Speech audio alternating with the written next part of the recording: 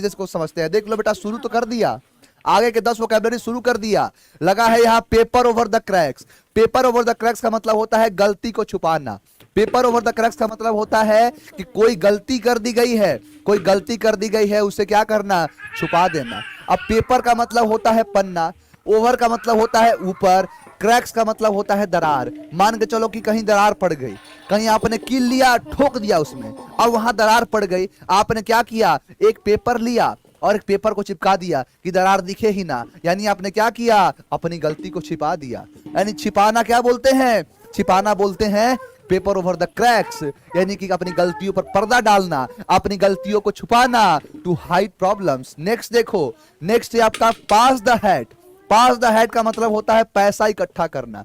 Pass the head का मतलब होता है to collect money.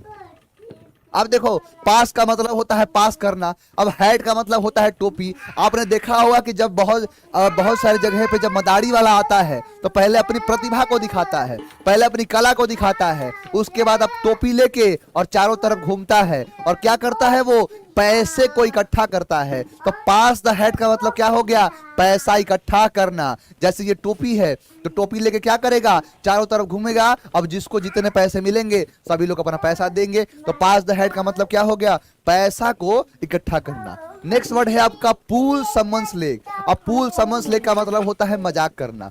Pull summons leg का मतलब होता है मजाक करना। अब मजाक करना, ये कैसा मजाक करना है, अब ध्यान दो। पुल समन्स लेग का मतलब होता है मजाक करना। अब पुल का मतलब होता है खींचना और लेग का मतलब होता है टांग।